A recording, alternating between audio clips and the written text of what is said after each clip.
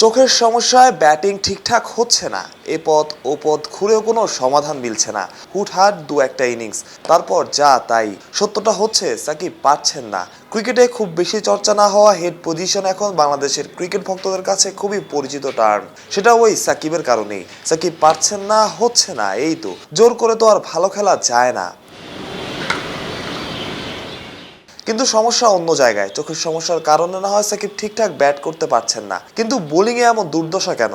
সাকিব তো সবসময় বলেছেন বোলিংটাই তার সহজাত, কিন্তু সেই বোলিংয়েও এখন সাকিব ছন্ন ছাড়া। চলমান বিশ্বকাপে 3 উইকেট নেওয়া সাকিব ওভার প্রতি খরচ করেছেন প্রায় 8.5 রান।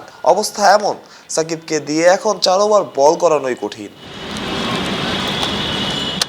ব্যাটিং থেকে বোলিং দুই সেক্টরে সাকিবের এমন দুর্দশার কারণ কি? নিজেকেই কি হারিয়ে ফেলেছেন মিস্টার অলরাউন্ডার? সাকিবের তো আমরা সবসময় কনসিস্টেন্ট পারফরমেন্স দেখি আমরা সবসময়।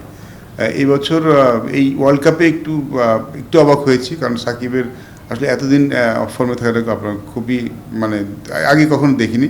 তারপরে কিন্তু একটা খুব কার্যকরী ইনিংস খেলেছে নেদারল্যান্ডের সাথে, কিন্তু এরকম টাফ কন্ডিশনে কিন্তু খুব ভালো একটা ইনিংস খেলেছিল।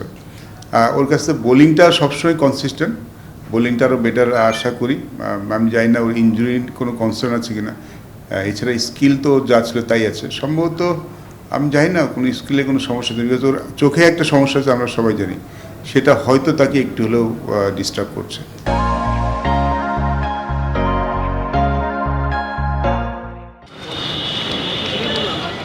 সাকিব পুরো ক্যারিয়ার জুড়ে ব্যাটিংয়ের পাশাপাশি বোলিংয়েও অবদান রেখেছেন। এখন যখন ব্যাটিংটা হচ্ছে না, তার প্রভাব সম্ভবত পড়ছে সাকিবের বোলিংয়েও, যা সাকিবকে ভোগাচ্ছে পুরো বাংলাদেশ দলকেই। মানুষ প্রত্যয় অলরাউন্ডার।